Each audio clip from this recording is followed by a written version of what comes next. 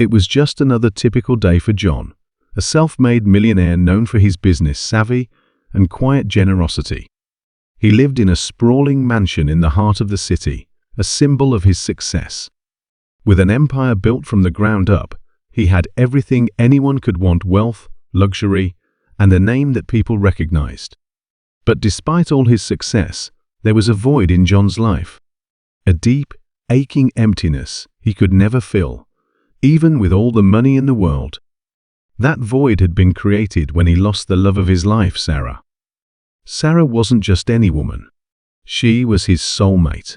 They had met when he was a young, struggling entrepreneur, and she had stood by him through thick and thin. But a tragic accident had taken her away from him years ago, leaving John to pick up the pieces of his life, alone.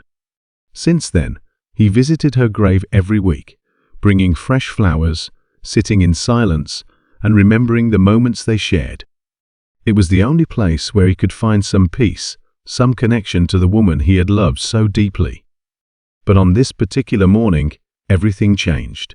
As John made his way to the local cafe for his usual coffee run, he noticed something that caught his eye: a woman sitting by the entrance to the park, huddled in a blanket. She looked worn down, cold and distant. A beggar, her eyes vacant, yet strangely familiar. The woman was holding a small cardboard sign that read, "Anything helps." John, despite his wealth and all the luxuries he had around him, had always been a kind-hearted man. Sure, he could easily brush off someone in need, many people did. But something about this woman, something in her eyes, made him pause. Without hesitation, he pulled out his wallet and walked over to her. "Here," he said softly, handing her a $350 bill. "I hope this helps."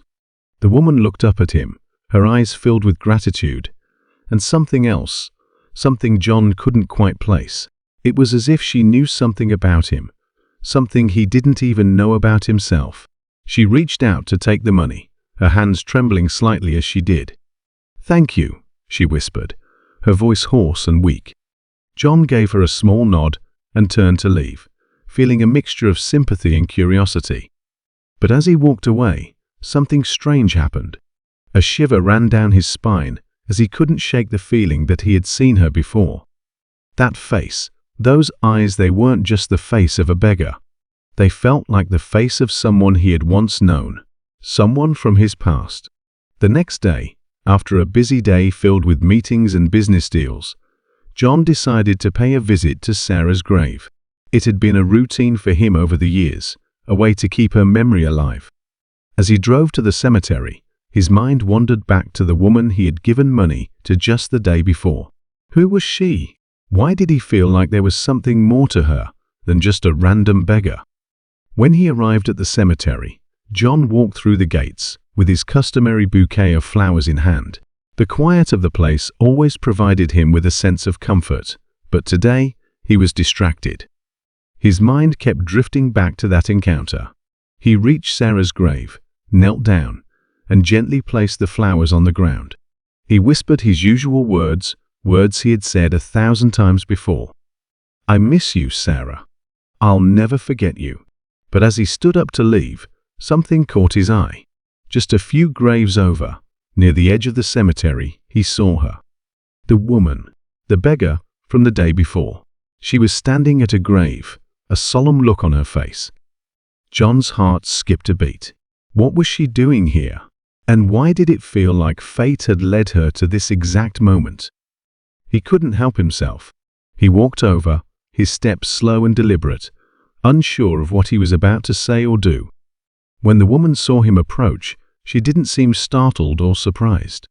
She simply turned to him, her face still as calm and serene as it had been the day before. "You," she said softly, her voice low. "I knew I would see you here." John stood frozen, his heart pounding in his chest. "What are you doing here?" he asked, trying to keep his voice steady. "How do you know about this place?" She smiled faintly, a sad, knowing smile. "I've been coming here for a long time," she said. "This is where he's buried." John's eyebrows furrowed. "Who's buried here?" The woman stepped aside, and John's gaze shifted to the gravestone she was standing by. It was then that his heart seemed to stop. The name on the gravestone, the name he had hoped never to see again, Sarah DeLuca. John stumbled backward, his mind struggling to process what he was seeing. No, this can't be.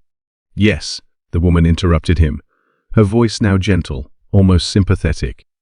I know this must be a shock, but I'm Sarah's mother. John felt a wave of dizziness hit him. His legs went weak, and he had to steady himself against the grave marker. Sarah's mother? But she had died years ago, hadn't she? Sarah had told him her mother was gone, and yet, here she was, standing before him. You're Sarah's mother? He asked in disbelief, his voice cracking. But you were supposed to be gone. You disappeared years ago. The woman nodded, tears welling up in her eyes. I never wanted to leave her. But circumstances, life, they took me away from her. I had to disappear. It was the only way to keep her safe. John's mind was reeling.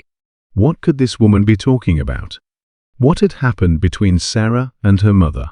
What kind of danger had been so great that it forced her to vanish without a trace? I couldn't tell Sarah the truth.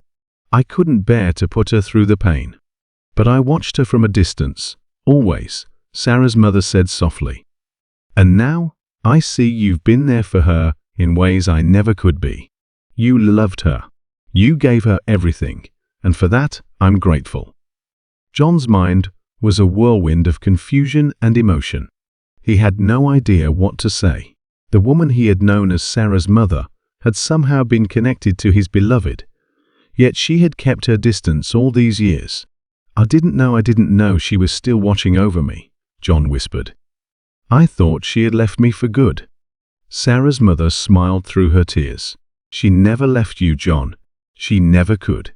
As the two stood there in silence, the weight of the past hung heavy in the air. The grief, the secrets, the pain of lost time. But at that moment, amidst all the confusion, John felt a strange sense of peace settle over him. Sarah, his love, was still with him, perhaps not in the way he had expected, but in a way he had never imagined.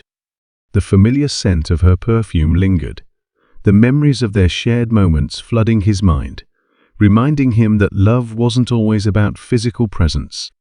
It was in the whispers of their shared past, in the quiet understanding between them now. For the first time in years, John wasn't sure of the future, but he was certain of this. Sarah's impact on his life had never truly faded, and maybe, just maybe, there was healing in the memories they had once created together. It was then that John understood. The beggar, the woman he had helped, wasn't just a stranger. She was Sarah's mother, and her presence here, at this grave, wasn't a coincidence. It was fate, bringing them together to finally face the truth and to honor the love that had never truly been lost.